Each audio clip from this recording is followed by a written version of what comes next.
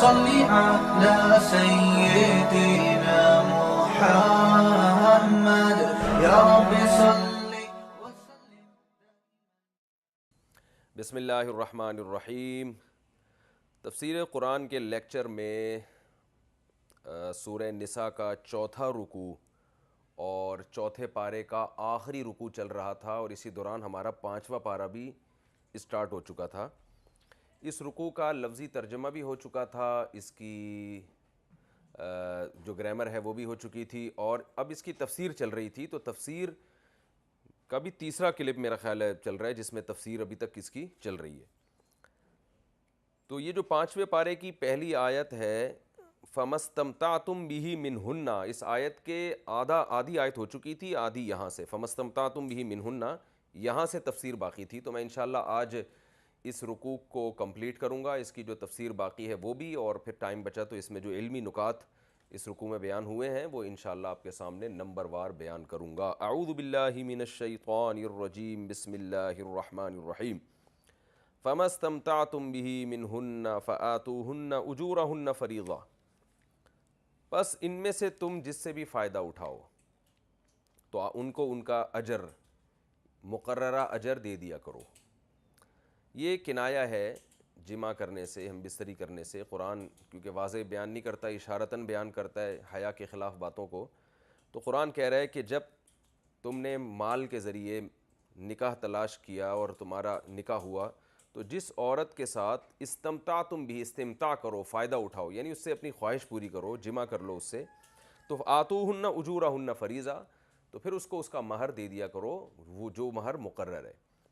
یعنی قرآن اصل میں یہاں یہ بیان کرنا چاہ رہا ہے، یہ بتا رہا ہے کہ اگر کسی خاتون سے آپ کا نکاح ہوا اور میاں بیوی میں ملاپ نہیں ہوا، جس کو ہمارے عرف میں رخصتی کہا جاتا ہے، رخصتی نہیں ہوئی ہے، تو پھر عورت کے لیے پورا مہر شوہر کے ذمہ واجب نہیں ہوتا. کتنا واجب ہوتا ہے؟ اگر رخصتی سے پہلے طلاق ہو جائے تو آدھا مہر واجب ہوتا ہے، جہاں جیسے کہ دوسرے مقام پہ قرآن نے بیان کیا، جس کی تفصیل میں بیان کر چکا ہوں. تو پورا مہر جب واجب ہوگا جب رخصتی ہو جائے. تو اسی کا قرآن نے ذکر کیا ہے کہ اگر تم اس سے فائدہ اٹھا لو تو ان کا مہر، ان کو اجر سے مراد مہر ہے، ان کو مقررہ مہر دے دیا کرو. وَلَا جُنَاحَ عَلَيْكُمْ فِي مَا تَرَاضَيْتُمْ بِهِ مِن بَعْدِ الْفَرِيضَةِ، تم پر کوئی گناہ نہیں ہے، کوئی حرج نہیں ہے کہ ایک دفعہ مہر مقرر ہونے کے بعد ما تراضیتم به، جس مقدار پہ تم راضی ہو جاؤ وہ بھی ٹھیک ہے.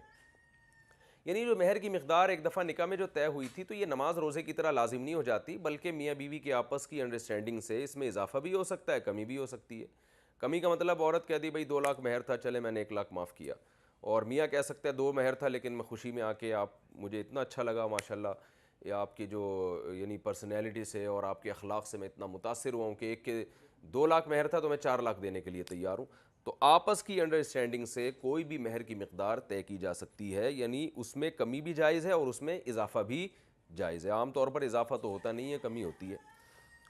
وَلَا جُنَاحَ عَلَيْكُمْ فِي مَا تَرَاضَيْتُمْ مِن بَعْدِ الْفَرِيضَةِ إِنَّ اللَّهَ كَانَ عَلِيمًا حَكِيمًا، بے شک اللہ تعالیٰ علم والا اور حکمت والا ہے. یعنی اللہ کو علم ہے کہ کون سے احکام انسانوں کے لیے زیادہ فائدہ مند ہیں، تو اسی علم اور حکمت بھی، حکیم بھی ہے، جو احکام بندوں کو دیتا ہے اس میں حکمت بھی ہوتی ہے. تو اس کی حکمت نے تقاضا کیا کہ مہر کو واجب قرار دیا جائے، مرد کے اوپر بغیر مہر کے نہ نکاح ہو، اور واجب ہونے کے بعد پھر عورت کو یہ اختیار دیا جائے کہ وہ چاہے تو پورا مہر معاف کر دے، چاہے تو اس میں کمی کر دے، اور مرد کو بھی اختیار دیا جائے کہ وہ اس میں اضافہ کرنا چاہے تو اضافہ کر سکے. تو یہ حکمت پر مبنی احکام تھے جو اللہ نے نازل کیے. آگے ارشاد ہے وَمَن لَّمْ يَسْتَطِعْ مِنكُمْ طَوْلًا أَن يَنكِحَ الْمُحْصَنَاتِ الْمُؤْمِنَاتِ، کیونکہ یہ ساری نکاح سے متعلق آیات چل رہی ہیں. اس سے پہلے والے ایپیسوڈ میں، پہلے والے تفسیر کے لیکچر میں آپ نے سنا قرآن نے بیان کیا کن عورتوں سے نکاح جائز ہے، کن سے نکاح حرام ہے. تو پوری ڈیٹیل بیان کر کے پھر نکاح کا طریقہ کیا ہوگا. محسنین غیر مصافحین، ان کو نکاح کی قید میں تم نے لے کر آنا ہے، دوستیاں نہیں لگانی ہے. یہ پوری ڈیٹیل بیان کی، مہر کی اہمیت کو بیان کیا.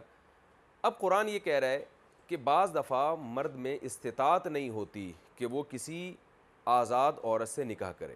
ہمارے ہاں تو سب خواتین الحمدللہ آزاد ہی ہیں. عرب کے کلچر میں کچھ لونڈیاں ہوتی تھیں، غلام ہوتی تھیں، اور کچھ آزاد ہوتی تھیں. تو ہر آدمی آزاد عورت سے نکاح ہی میں رغبت رکھتا تھا.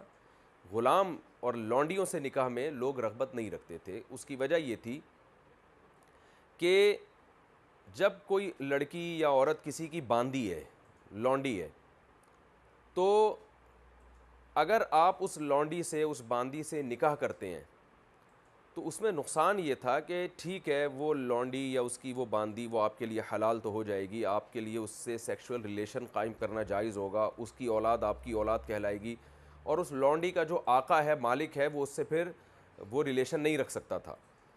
لیکن نکاح کے نتیجے میں صرف آپ کے لیے ریلیشن حلال ہوتا اپنی بیوی سے. باقی جو بیوی پر اطاعت واجب ہے کہ شوہر کی خدمت یا شوہر کی اطاعت, وہ عورت پہ لازم نہیں ہوتی, کیونکہ وہ لونڈی کسی اور کی ہے, باندی کسی اور کی ہے. تو خدمت اس پر لازم ہوتی تھی اپنے مولا کی, یعنی مولا کی پرمیشن کے بغیر وہ اپنے شوہر کے پاس بھی نہیں آ سکتی. ایک نقصان تو یہ تھا.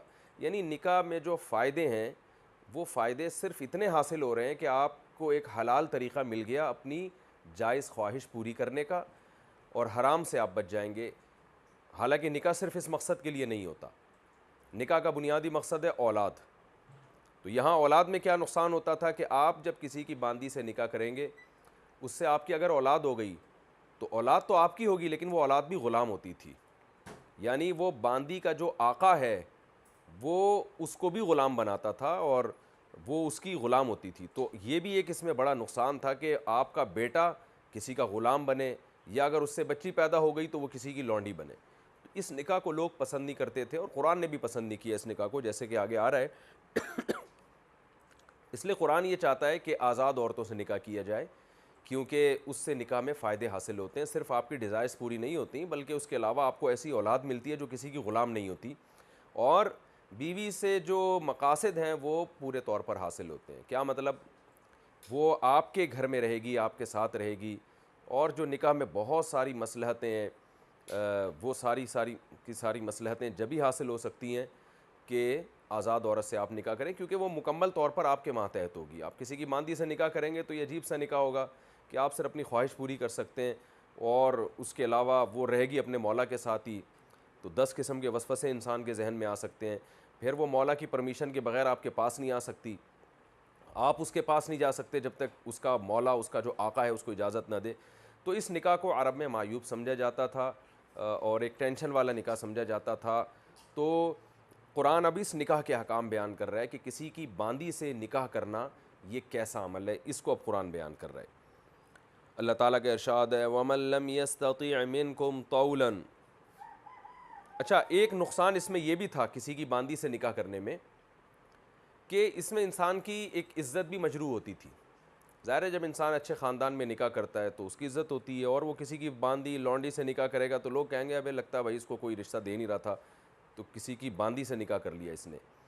تو عزت بھی انسان کی مجروح ہوتی ہے. ہر آدمی چاہتا ہے کسی یعنی اچھے خاندان میں نکاح کرے, ایک عزت دار عورت سے نکاح کرے. تو آزاد عورتوں کی زیادہ عزت ہوتی تھی بنسبت باندیوں کے. باندیاں تو وہ ہوتی ہیں جو جنگوں میں قید ہو کر غلام بنے, لونڈیاں بنے. تو یہ سارے نقصانات تھے. تو قرآن اب اس کا حکم بیان کرتا ہے وَمَن لَّمْ يَسْتَطِعْ مِنْكُمْ طَوْلًا.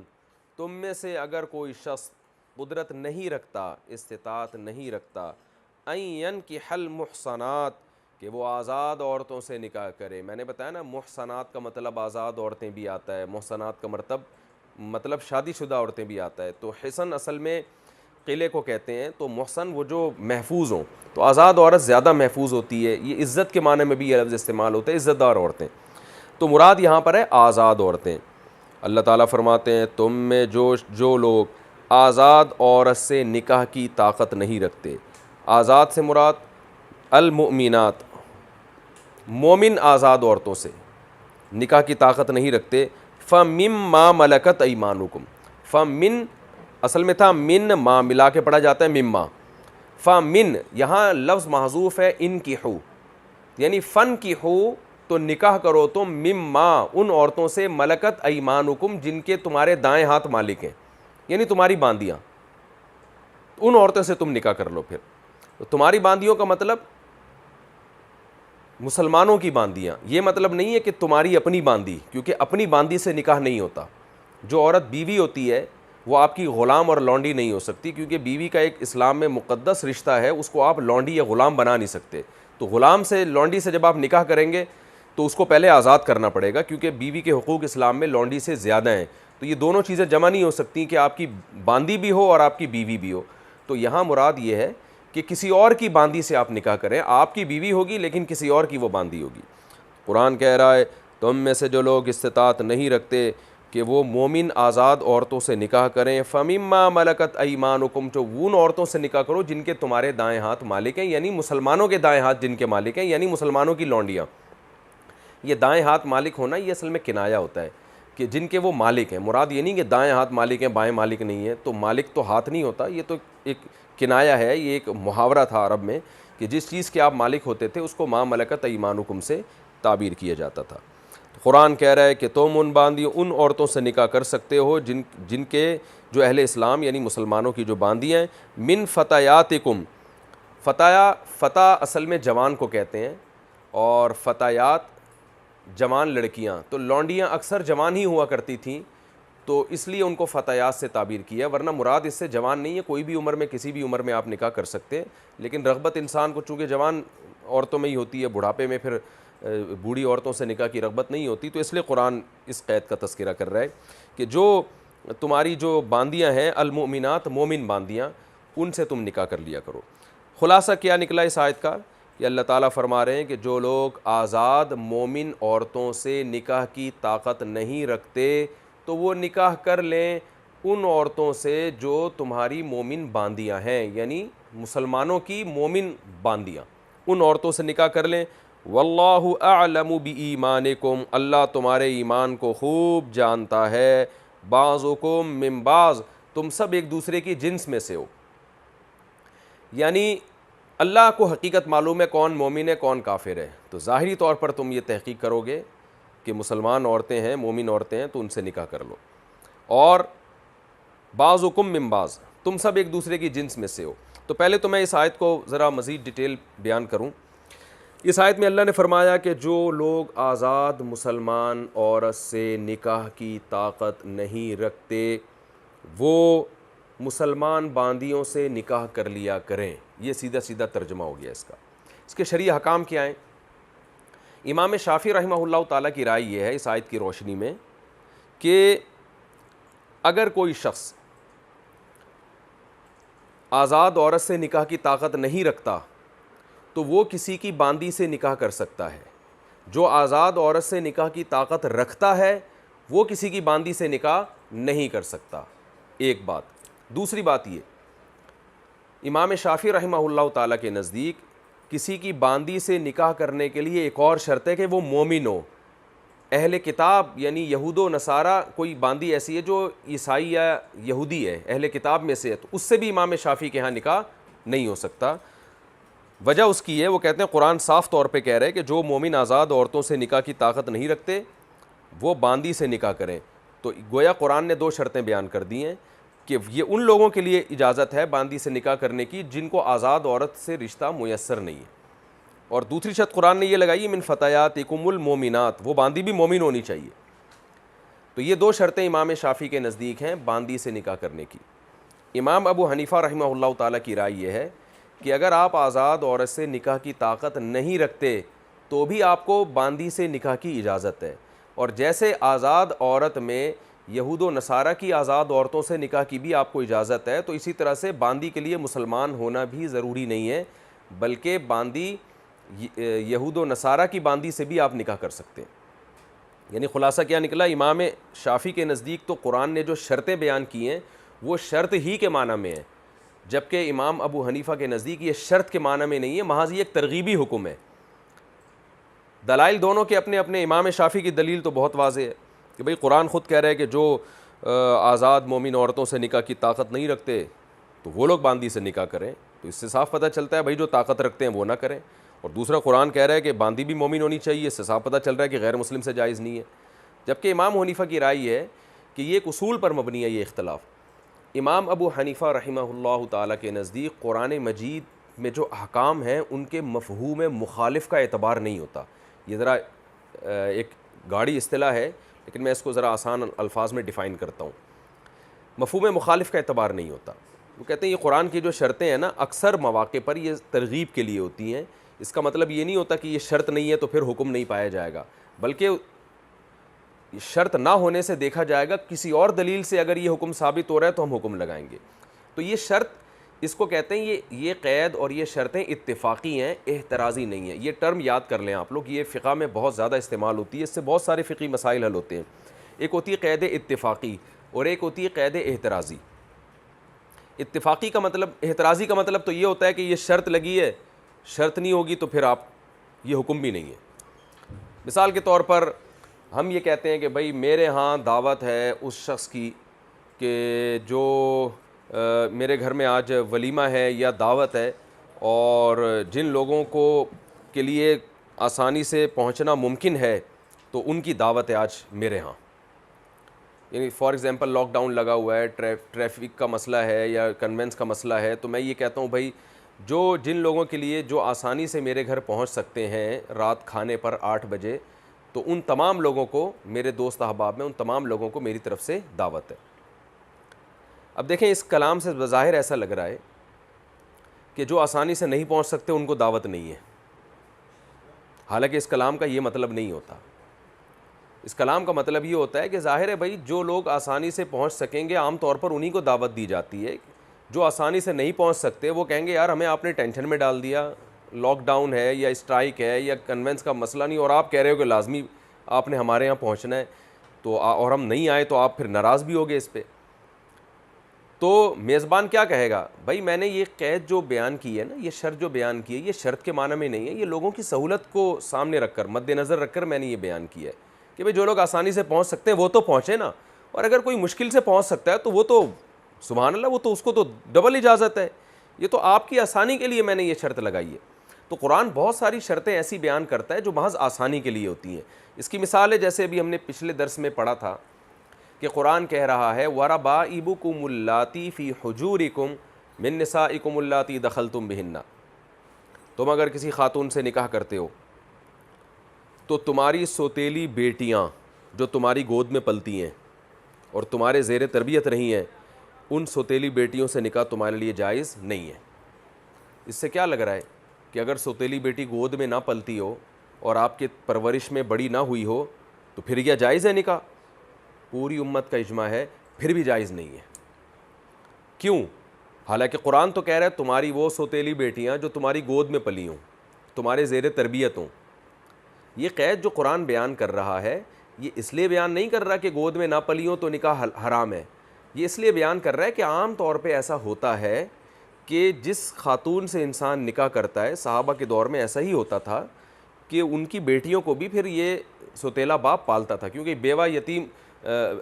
بیوہ سے نکاح کرتے تھے اور پھر ان کی یتیم بچیوں کو پالا کرتے تھے. تو قرآن ایک ترغیب دے رہا ہے کہ یتیم بچی سے تم کیسے نکاح کر سکتے ہو, سوتیلی بیٹی سے, یہ تو تمہاری گود میں پلتی ہے, تمہاری بیٹیوں کی طرح ہی ہے. تو یہ مطلب نہیں ہے کہ اگر وہ کسی اور کی گود میں پلی ہے تو نکاح حلال ہے. تو یہ محض ایک ترغیب کے لیے, ایک حکم کو بیان کرنے کے لیے کہ اس سے نکاح کا تصور تو بہت برا ہی ہے, تو تمہاری گودوں میں پل کے جوان ہوئی ہے, تمہاری بیٹیوں کی طرح تمہارے ساتھ رہی ہے. ورنہ پوری امت کا اس پر اجماع ہے کہ اگر آپ کسی خاتون سے نکاح کریں اور اس سے آپ کا ریلیشن بھی ہو جائے, میاں بیوی کا جو ریلیشن ہوتا ہے, تو اس کی بیٹی آپ کی گود میں نہ بھی پلی ہو بلکہ پہلے سے پلی پلائی ہو, وہ بڑی ہو چکی ہو, تو بھی آپ کے لیے اس سے نکاح بالکل حرام ہے. تو قرآن کی بہت ساری قیدیں, شرطیں ایسی ہوتی ہیں جو محض ایک ترغیب دینے کے لیے ہوتی ہیں. ایک اور میں اس کی مثال دیتا ہوں آپ کو. قرآن مجید میں اللہ تعالیٰ کا ارشاد ہے وَلَا تُكْرِهُوا فَتَيَاتِكُمْ عَلَى الْبِغَاءِ إِنْ أَرَدْنَا تَحَصُّنًا. سورہ نور کی آیتیں ہیں کہ تم اپنی باندیوں کو زنا پر مجبور مت کیا کرو اگر وہ بچنا چاہتی ہیں. عبداللہ بن ابی منافق تھا کم بخت, وہ اپنی باندیوں سے زبردستی زنا کروا کے لوگوں سے پیسے لیا کرتا تھا. تو وہ باندیاں مسلمان تھی, بہت ٹینشن میں تھیں کہ ہمیں گناہ تو نہیں ہو رہا. تو قرآن نے آیتیں نازل کی, منع کیا کہ اپنی باندیوں کو اگر وہ بچنا چاہتی ہیں گناہ سے تو مجبور مت کرو. اور اللہ نے یہ بھی فرما دیا کہ جو ان پہ زور زبردستی کر کے ان سے زبردستی گناہ جرم کروا رہا ہے وہ تو مجرم ہوگا, ان باندیوں کو گناہ نہیں ہوگا کیونکہ یہ مجبور ہو چکی ہیں. اب آپ دیکھیں یہاں اگر کوئی اس آیت میں یہ مفہوم بیان کرے کہ قرآن کہہ رہا ہے کہ باندیوں سے زبردستی زنا مت کراؤ اگر وہ بچنا چاہتی ہیں, اس کا مطلب اگر وہ نہیں بچنا چاہتی تو کیا آپ زنا کروا سکتے ہیں؟ ظاہر ہے پھر بھی نہیں کروا سکتے. بلکہ باندی اگر چاہتی ہو کہ مجھے زنا میں زنا کرنا چاہتی ہوں، پھر بھی اس کے آقا کو اجازت نہیں ہے کہ وہ اس کو زنا کرنے دے، بلکہ اس پہ واجب ہے کہ اس کو اس جرم سے روکے۔ تو یہ بھی قید جو قرآن نے بیان کی ہے کہ اگر وہ جرم سے بچنا چاہتی ہیں تو ان کو زنا پر مجبور مت کرو، یہ جو شرط قرآن نے بیان کی اگر کے لفظ کے ساتھ، تو یہ شرط بھی شرط کے معنی میں نہیں ہے، بلکہ محض ایک ترغیبی حکم ہے کہ مسلمان باندی عام طور پہ یہ چاہتی ہے کہ وہ زنا سے بچے، تو جو عورت چاہ رہی ہے اس کو مجبور کرنا زیادہ بڑا جرم ہے۔ تو امام حنیفہ رحمہ اللہ تعالیٰ کی رائے یہ ہے اس آیت کے بارے میں کہ اگر کوئی آدمی آزاد عورت سے نکاح کی طاقت رکھتا ہے، پھر بھی اس کے لیے جائز ہے کہ وہ کسی کی باندی سے نکاح کرے، اور باندی کے لیے مسلمان ہونا بھی ضروری نہیں ہے۔ جیسے یہود و نصارہ کی عورتوں سے نکاح جائز ہے آزاد عورت سے، تو باندی سے بھی نکاح جائز ہے اگر وہ یہودی یا عیسائی ہو۔ اور اس کی دلیل قرآن مجید کی اس سے پہلے والی آیت ہے وَأُحِلَّ لَكُم مَّا وَرَاءَ ذَلِكُم۔ خود قرآن ہی میں اللہ کا ارشاد ہے کہ جو محرم رشتے قرآن نے بیان کیے ہیں، جو حرمت علیکم امہاتکم وبناتکم واخواتکم وعماتکم، یہ جو پچھلے درس میں نے پوری ڈیٹیل بیان کی، اللہ نے بتایا یہ رشتے تم پر حرام ہیں، اور اس کے بعد قرآن نے کیا احل لکم ما وراء ذالکم، اس کے علاوہ سب عورتیں تمہارے لیے حلال ہیں، تو ان میں باندیاں بھی آ گئی ہیں۔ اور قرآن نے یہود و نصارہ کی عورتوں سے جو نکاح کی اجازت دی ہے، اس میں اللہ نے یہ فرق نہیں کیا کہ وہ آزاد ہو یا باندی ہو، اس میں قرآن نے اجازت دی ہے کہ اہل کتاب کی عورتیں تمہارے لیے حلال ہیں، تو چاہے وہ باندی ہو چاہے وہ آزاد ہو، قرآن نے اجازت دی ہے۔ تو ان دلائل کی روشنی میں امام حنیفہ رحمہ اللہ تعالیٰ کی رائے یہ ہے کہ اس آیت میں جو شرطیں بیان کی جا رہی ہیں یہ محض ترغیب کے لیے ہیں، ایک رہنمائی کرنے کے لیے ہیں کہ بھئی جو آزاد عورت سے نکاح نہیں کر سکتا تو کوئی بات نہیں، بغیر نکاح کے زندگی گزارنے سے بہتر ہے کہ وہ کسی کی باندی سے نکاح کر لے۔ یہ مطلب نہیں ہے کہ باندی سے نکاح کرنا اسی صورت میں جائز ہوگا کہ جب تک آزاد عورت سے آپ نکاح نہیں کر سکتے، یہ مطلب اس آیت کا نہیں ہے، یہ تو ایک رہنمائی کی جا رہی ہے۔ اس کی مثال بالکل ایسے ہے جیسے ہم نے یہ جو آیت پڑھی تھی سورہ نساء کی ابتدائی آیات، جس میں اللہ تعالیٰ کا ارشاد ہے کہ وَإِنْ خِفْتُمْ أَلَّا تُقْسِطُوا فِي الْيَتَامَى فَانكِحُوا مَا طَابَ لَكُم مِّنَ النِّسَاءِ، کہ اگر تمہیں یہ خوف ہے کہ تم یتیم بچیوں کے ساتھ ناانصافی کرو گے، یتیم بچیوں کے نکاح میں ان کو پورا مہر نہیں دو گے، تو ان کے علاوہ عورتوں سے نکاح کرو، 2 3 سے 4 سے۔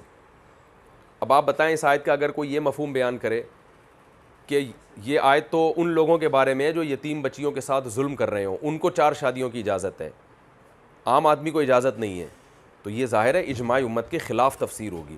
یوں کہا جائے گا قرآن اصل میں یوں کہہ رہا ہے کہ تم اگر یتیم بچیوں کے ساتھ انصاف نہیں کر سکتے تو تمہیں کیا ضرورت ہے کہ ادھر ہی شادی کرو، تو اللہ نے تمہارے لیے 2 3 4 عورتیں حلال کی ہیں۔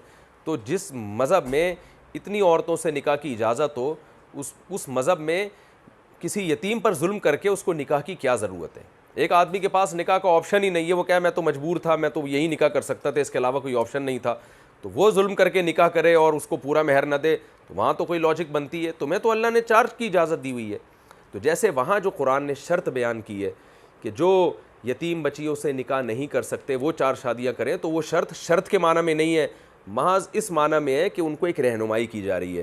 یہاں بھی امام حنیفہ رحمہ اللہ تعالیٰ فرماتے ہیں کہ جو آدمی آزاد عورت سے نکاح نہ کرے، تو قرآن یہ شرط کے طور پہ بیان نہیں کر رہا، بلکہ یہ بتا رہا ہے کہ جو آزاد عورت سے نکاح کی استطاعت نہیں رکھتا، اس کو رشتہ نہیں مل رہا، اس کے پاس اتنے وسائل نہیں ہیں کہ آزاد عورت کے حقوق ادا کرے، تو قرآن رہنمائی کر رہا ہے کہ بھائی پھر کسی مسلمان باندی سے نکاح کر لو۔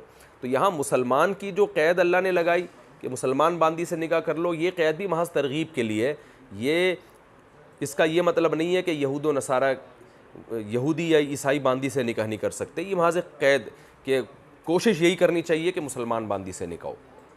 تو یہ ایک اختلاف تھا فقہی، یہ میں نے آپ کے سامنے بیان کیا۔ باقی اس دور میں اس اختلاف کی کوئی خاص ویلیو اس لیے نہیں ہے کہ عملی زندگی میں تو آج باندیاں ہیں ہی نہیں، تو کسی میں آزاد عورت سے نکاح کی طاقت اگر نہیں ہے تو اس کے پاس صبر کے علاوہ اور کوئی راستہ نہیں ہے۔ تو اللہ تعالیٰ فرماتے ہیں وَمَن لَّمْ يَسْتَطِعْ مِنكُمْ طَوْلًا أَن يَنكِحَ الْمُحْصَنَاتِ الْمُؤْمِنَاتِ، جو مومن عورتوں سے نکاح کی طاقت نہیں رکھتے وہ باندیوں سے نکاح کر لیں۔ وَاللَّهُ أَعْلَمُ بِإِيمَانِكُمْ، اللہ ایمان کو خوب جانتا ہے۔ بعضکم من بعض، تم سب ایک دوسرے کی جنس میں سے ہو۔ یہ اصل میں ایک اشکال کا جواب دیا جا رہا ہے کہ ظاہر ہے باندی سے نکاح کرنے میں ایک ذلت کا احساس ہوتا ہے انسان کو، میں کسی کی لونڈی سے باندی سے نکاح کیوں کروں؟ تو اس میں اللہ نے فرمایا تم سب ایک دوسرے کی جنس میں سے ہو، کیا مطلب آدم کی اولاد میں سے ہو۔ ٹھیک ہے وہ غلام ہے، وہ لونڈی ہے، لیکن ہے تو انسان نا, تو اس سے نکاح میں اتنی عار محسوس نہ کرو کہ تم بغیر نکاحی کے زندگی گزارو اور اپنے آپ کو گناہوں میں ڈال دو. تو زنا سے بہرحال ہزارہا گنا بہتر ہے کہ کسی کی باندی سے نکاح کر لیا جائے. اور جب آپ کے دل میں یہ خیال آئے کہ میں اپنا لیول اتنا ڈاؤن کیوں کروں, تو فوراً سوچ لیا کرو بھائی ہے وہ بھی انسان ہے, وہ بھی ایمان والی انسان ہے, آدم کی اولاد میں ہے, تو یہ کوئی اتنی اچھمبے کی بات نہیں ہے جتنی ہم سمجھ رہے ہیں. فَانْكِحُوهُنَّ بِإِذْنِ أَهْلِهِنَّ, فرمایا ان باندیوں سے نکاح کرو ان کے اہل کی اجازت سے, کیونکہ باندی پر کنٹرول مکمل اس کے آقا کا ہوتا ہے, تو مولا کی اجازت سے. اور اگر وہ باندی کسی خاتون کی غلام ہے تو اس عورت کی اجازت سے اس باندی سے نکاح کیا جائے گا. باندیاں پہلے مردوں کی بھی ہوتی تھیں, عورتوں کی بھی ہوتی تھیں, غلام بھی مردوں کے بھی ہوتے تھے, عورتوں کے بھی ہوتے تھے. تو جب بھی ان سے نکاح کیا جائے گا تو ان کے مولا اور آقا کی پرمیشن اس میں ضروری ہے. وَآتُوهُنَّ أُجُورَهُنَّ, اور ان کو ان کا اجر دے دیا کرو. اجر سے مراد بھی یہاں مہر ہے, بالمعروف, عرف کے مطابق جتنا مہر ان کا بنتا ہے ان کو دے دیا کرو. محصناتن, محصنات کا مطلب یہ ہے کہ ایک ہوتا ہے محسنات, ایک ہوتا ہے محصنات. محصنات کا مطلب نکاح کی قید میں لانے والے ہو ان کو, یعنی اس طور پر نکاح کرو کہ نکاح کی قید میں آ رہی ہوں, صرف ریلیشن نہ ہو ان سے. غیر مصافحات, صفاح کا معنی پانی بہانا, لفظی معنی مطلب یہ کہ وہاں بھی صرف زنا کر کے اپنی خواہش پوری کر کے نکلنا مقصد نہ ہو. یعنی نکاح سے مراد یہاں جمع نہیں ہے بلکہ پراپر نکاح ہے, کیونکہ نکاح کا کہ مطلب ایک جمع کرنے کے بھی آتا ہے. تو قرآن کہہ رہا ہے فَانْكِحُوهُنَّ, ان سے تم نکاح کرو, یعنی ان سے تم ریلیشن قائم کرو, لیکن یہ ریلیشن پراپر وہ والا ریلیشن ہونا چاہیے جس کو میرج کا ریلیشن کہا جاتا ہے. محض ایک خواہش پوری کر کے متع کے طریقے سے یا زنا کے طریقے سے خواہش پوری کر کے نکلنا نہ ہو. ولا متخذاتی اخدان, خدن کہتے ہیں چھپی ہوئی دوستی کو, اور ایسا بھی نہ ہو کہ یہ تم سے چھپی ہوئی دوستیاں رکھیں, یعنی گرل فرینڈ, کیونکہ پہلے زمانے میں گرل فرینڈ کو بہت چھپا کے رکھتے تھے, یہ بہت بڑی بیہودہ حرکت سمجھی جاتی تھی. آپ کی کوئی گرل فرینڈ ہے, لوگ بہت تانے دیتے تھے, تو ایسی بیہودگی نہیں تھی کہ جیسے کھلے عام آج کل لوگوں نے گرل فرینڈ رکھی ہوئی ہے.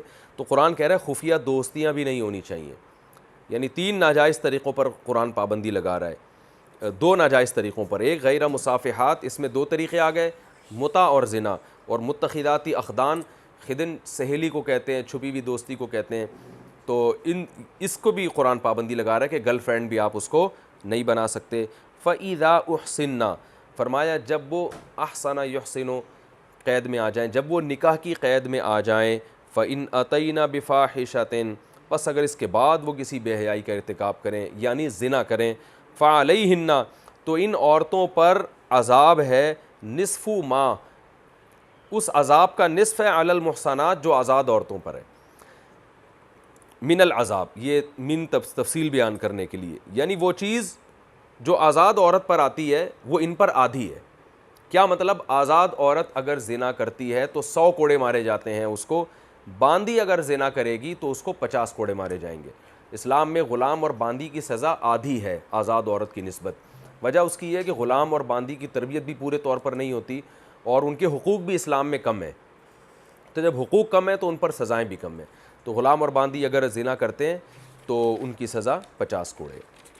آگے اللہ تعالیٰ کا ارشاد ہے ذالک, یہ جو ہم نے حکم بیان کیا, حکم کیا بیان کیا بھائی؟ آزاد عورتوں سے نکاح نہیں کر سکتے تو باندیوں سے کر لیا کرو. یہ جو ہم حکم بیان کر رہے ہیں, لیمن, یہ اس شخص کے لیے ہے, خشی العنت منکم, العنت کہتے ہیں زنا کو, بے حیائی کو, یہ اس شخص کے لیے جس کو تم میں زنا کا خوف ہو. یعنی آزاد عورت کا رشتہ نہیں مل رہا, کیونکہ آزاد عورت کا رشتہ مشکل سے ملتا تھا, خاص طور پہ اس زمانے میں, کیونکہ ان کے نخرے زیادہ ہوتے ہیں, مہر زیادہ ہوتا ہے, حقوق بہت ہوتے ہیں, گھر لے کے دینا ہے, کمرہ لے کے دینا ہے, اس کی باریاں دینی ہیں. باندیوں میں تو یہ کوئی بھی حق نہیں تھا, تو یہ ساری ٹینشنیں اٹھانی ہیں اس کی, تو اور اس کے پھر نان نفقہ بھی زیادہ ہے. تو قرآن کہہ رہا ہے یہ باندی سے نکاح کا جو ہم ترغیب دے رہے ہیں یہ اس شخص کے لیے ہے, لیمن خشی العنت منکم, جو تم میں زنا کا خوف رکھتا ہے, وان تصبروا, اور یہ بات کہ تم صبر کرو, خیر لکم, یہ تمہارے لیے بہتر ہے. یعنی کوئی کسی کو اپنی ذات پر اتنا کنٹرول ہے کہ اسے پتہ ہے کہ اگر ابھی میری شادی نہیں ہوئی کیونکہ آزاد عورت کا رشتہ نہیں مل رہا مجھ کو, تو میں زنا سے پھر بھی بچا رہوں گا, تو ایسے شخص کے لیے باندی سے نکاح نہ کرنا یہ نکاح کرنے سے بہرحال بہتر ہے. وجہ اس کی یہ ہے کہ باندی سے نکاح کرنے میں بہرحال نقصانات ہیں. سب سے بڑا نقصان کیا ہے کہ آپ کی اولاد جو ہے غلام ہوگی, اور اسلام غلامی کو پسند نہیں کرتا۔ کیوں مسلمان غلام بچے پیدا کرے؟ تو اس لیے قرآن کہہ رہا ہے کہ بہتر یہی ہے کہ تم صبر کرو، لیکن زنا سے بہرحال بہتر ہے کہ تم کسی کی باندی سے نکاح کر لو۔ واللہ غفور الرحیم، اور اللہ مغفرت کرنے والا اور رحم کرنے والا ہے۔ جو ماضی میں تم سے کوتاہی ہو گئی اس کو بھول جاؤ۔ یہ رکوع بہت اہم ہے، اس میں ہمارے خاندانی اور عائلی قوانین سے متعلق بہت اہم معلومات ہیں۔ میں اس رکوع کا انشاءاللہ اب خلاصہ آپ کے سامنے پیش کرتا ہوں نمبر وار، اور اس میں جو احکام ہم نے پڑھے ہیں اس میں کیا حکمتیں ہیں وہ نمبر وار انشاءاللہ بیان کرتا ہوں۔ اس رکوع میں جو سب سے پہلا حکم بیان ہوا ہے، یعنی سورہ نساء کا چوتھا رکوع اور چوتھے پارے کا آخری رکوع، اس میں اللہ تعالیٰ نے سب سے پہلے حکم دیا لا یحل لکم ان ترثوا النساء کرہا، اے ایمان والو تمہارے لیے حلال نہیں ہے کہ عورت کے زبردستی وارث بن جاؤ، نہ اس کے مال کے نہ اس کی جان کے۔ آج بہت سے گاؤں دیہاتوں میں کوئی خاتون بیوہ ہو جائے تو زبردستی اس کو مجبور کیا جاتا ہے کہ وہ دیور سے نکاح کرے یا خاندان کے فرض سے نکاح کرے۔ شوہر کے خاندان کے علاوہ اگر وہ کہیں اور نکاح کرنا چاہے تو اس کو کرنے نہیں دیتے، ساری زندگی بٹھا کے رکھتے ہیں۔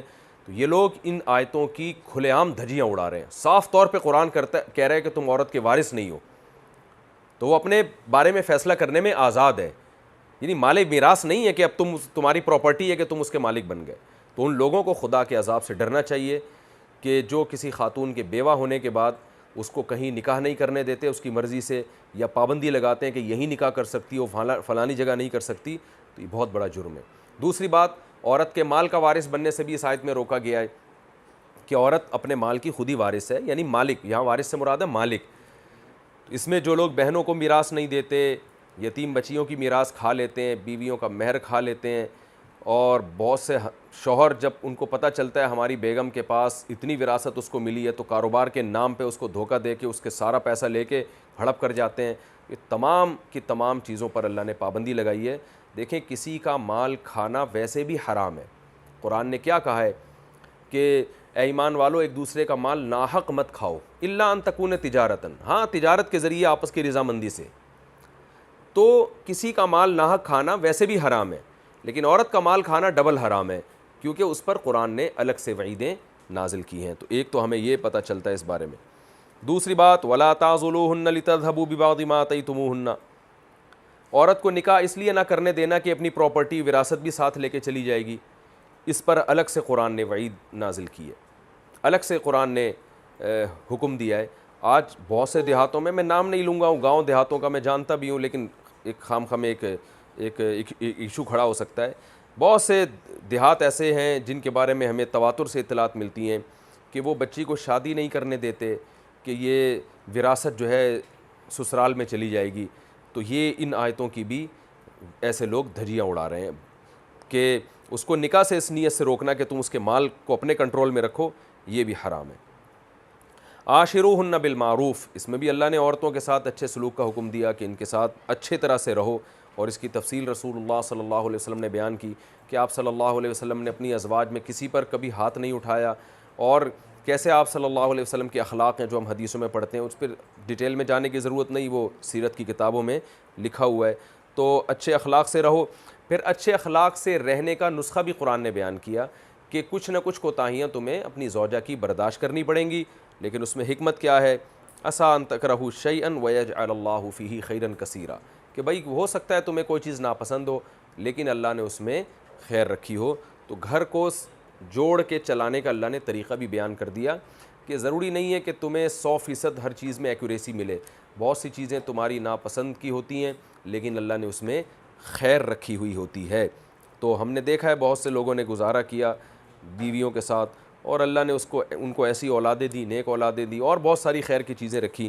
تو اور یہ اصول بھی پتہ چلتا ہے، یہ صرف بیوی کے بارے میں نہیں ہے، عورت کو شوہر کے بارے میں بھی یہ سوچنا چاہیے کہ بھئی شوہر کی کچھ چیزیں ناپسند ہیں، بد اخلاق ہے، لیکن بعض چیزوں میں دوسری چیزوں میں وہ اچھا ہے۔ تو اگر آپ نے شوہر بدلنے کا خیال آیا اور اس سے طلاق لے کے کہیں اور نکاح کیا تو ہو سکتا ہے اس میں یہ عیب نہ ہو لیکن اس سے زیادہ دوسرے عیب اس کے اندر۔ تو جیسے یہ شوہر کو حکم ہے نا کہ بیوی کو برداشت کرے، تو عورت کو بھی یہ حکم ہے کہ وہ شوہر کی خوبیوں پہ بھی نظر رکھے، اور یہ دیکھے اس شوہر سے مجھے کتنے فائدے حاصل ہوئے، اس کی وجہ سے مجھے گھر کی سہولت ہے، اس کی وجہ سے مجھے جو اولاد ملی ہے اس کی تربیت اچھی ہو رہی ہے، وغیرہ وغیرہ۔ تو یہ دونوں کے بارے میں حکم ہے، اور عام معاملات میں بھی یہ حکم ہے کہ آپ اگر کسی کو ملازم رکھتے ہیں اس میں کچھ عیب ہیں، لیکن آپ دیکھیں اس ملازم کی وجہ سے آپ کو فائدے کتنے ہو رہے ہیں، تو اس کے فائدے کو دیکھ کر آپ اسے ملازمت سے نہ نکالیں.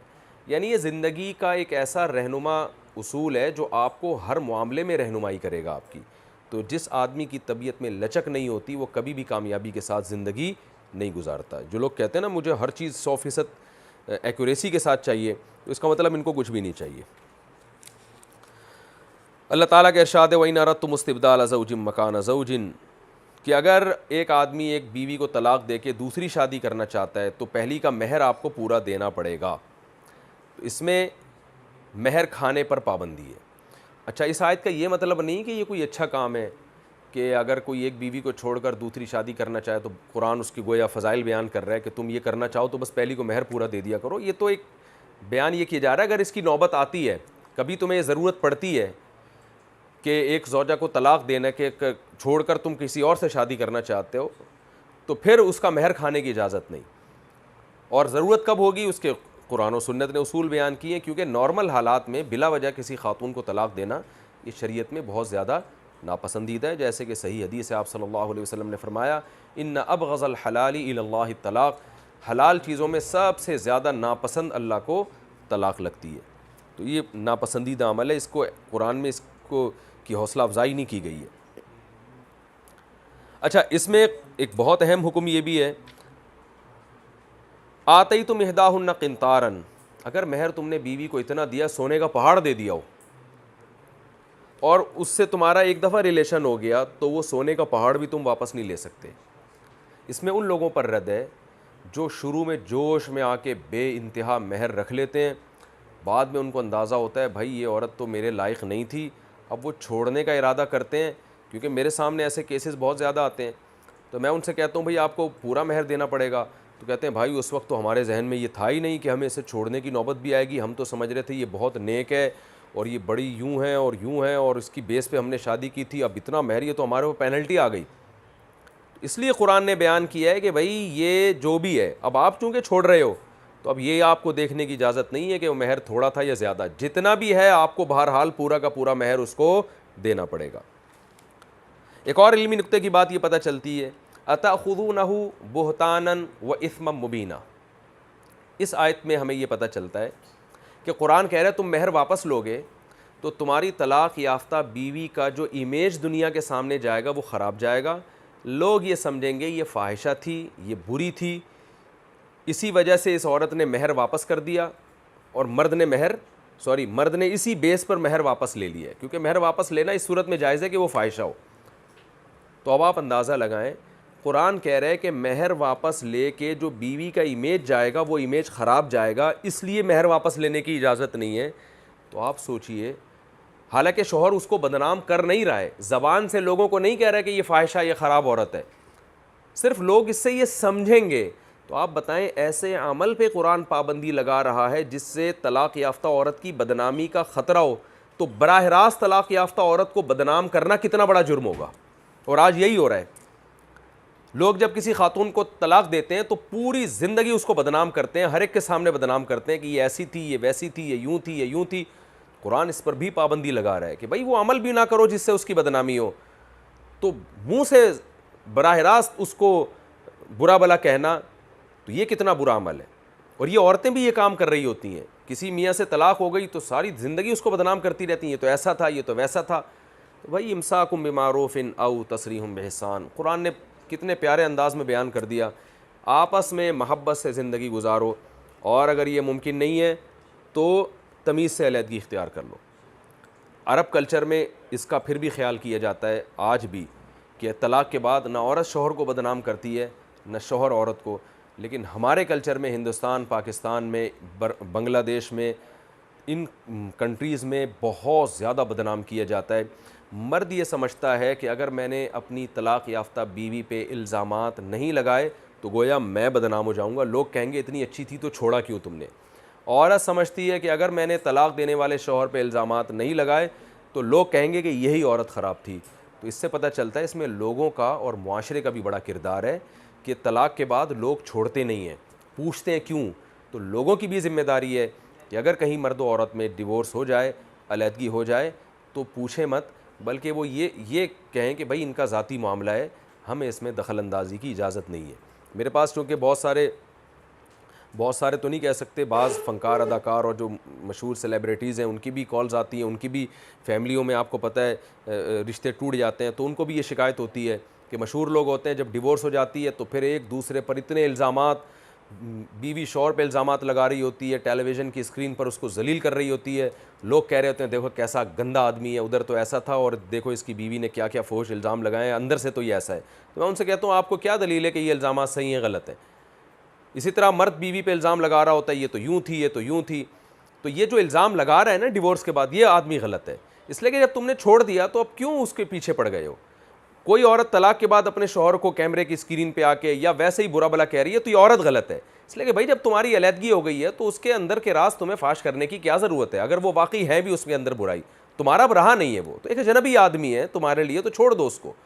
لیکن وہی بات ہے، یہ دونوں چھوڑ دیں ایک دوسرے کو، لیکن لوگ نہیں چھوڑتے۔ تو اس کلچر کو بھی معاشرے میں فروغ دینا چاہیے کہ یہ ان کا پرسنل معاملہ ہے کہ بھئی اگر علیحدگی ہو گئی ہے تو ان کو چھوڑ دو ان کے حال پہ۔ تو ایسی ہونا یہ چاہیے کہ آج کے بعد یہ فیصلہ کریں کہ اگر میاں بیوی میں علیحدگی ہوتی ہے تو مرد اگر عورت پہ الزام لگا رہا ہے تو مرد کو برا کہا جائے کہ جب تمہارا اس سے ریلیشن ختم ہو گیا تو تم اس کو کیوں ذلیل کر رہے ہو، اور عورت اگر شوہر پہ الزام لگاتی ہے تو عورت کو برا بلا کہا جائے کہ قطع نظر اس سے کہ یہ الزام صحیح ہیں غلط ہیں، جب آپ کی علیحدگی ہوگی تو آپ اس کو برا بلا کیوں کہہ رہی ہو۔ ایک بزرگ تھے نا، وہ بہت اپنی بیوی سے نالاں تھے، تو بالآخر انہوں نے زوجہ کو، لوگ ان سے آگے پوچھتے کہ آپ کی بیوی میں کیا خرابی ہے، تو کہتے کوئی خرابی نہیں، حالانکہ جھگڑے بہت ہو رہے تھے ان کے۔ بالآخر انہوں نے بیوی کو طلاق دے دی، تو لوگوں نے کہا اب تو بتا دیں آپ نے اس کو طلاق دے دی ہے، کیوں دی طلاق، کیا خرابی ہے؟ انہوں نے کہا دیکھو پہلے میں اس کی برائی اس لیے نہیں کرتا تھا کہ میری بیوی ہے، میں اس کی برائی لوگوں کے سامنے بیان کروں گا تو میری عزت ہی جائے گی، لوگ کہیں گے انگلیاں اٹھائیں گے اس کی بیوی ایسی، اور اب جب میں نے اس کو چھوڑ دیا ہے تو میں اس کی برائی کیوں بیان کروں، وہ میرے لیے اجنبی عورت ہے۔ تو یہ سوچ ہونی چاہیے اس معاملے میں۔ تو قرآن یہی کہہ رہا ہے کہ بھئی ایسا کام مت کرو جس سے اس کا امیج دنیا کے سامنے خراب ہو۔ باقی جو علمی نکات انشاءاللہ میں اگلے لیکچر میں بیان کروں گا۔ اللہ تعالی عمل کی توفیق عطا فرمائے۔